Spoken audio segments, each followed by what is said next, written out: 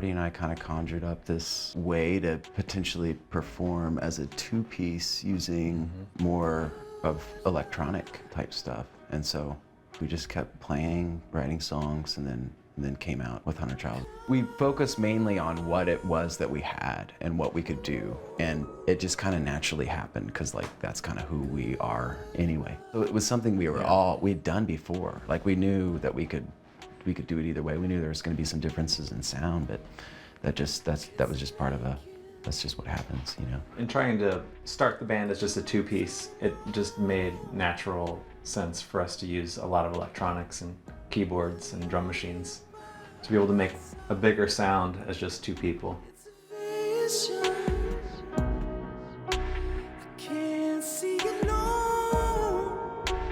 Hunterchild has definitely got some more R&B-esque influences in it and some electro influences.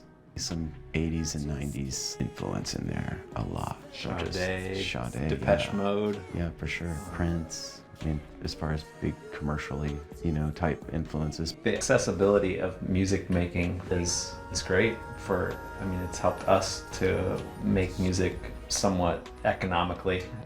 Anybody can start doing something creative musically, regardless of how much they have to use or how much they have to learn, or, you know, everybody's gonna do it different. Everybody's gonna find their own like pathways to their own method to how they go about it. So it's still a very unique thing, you know. Luke usually starts the songs, starts the groundwork for a song. So really it starts with like a beat and a chord progression that feels right.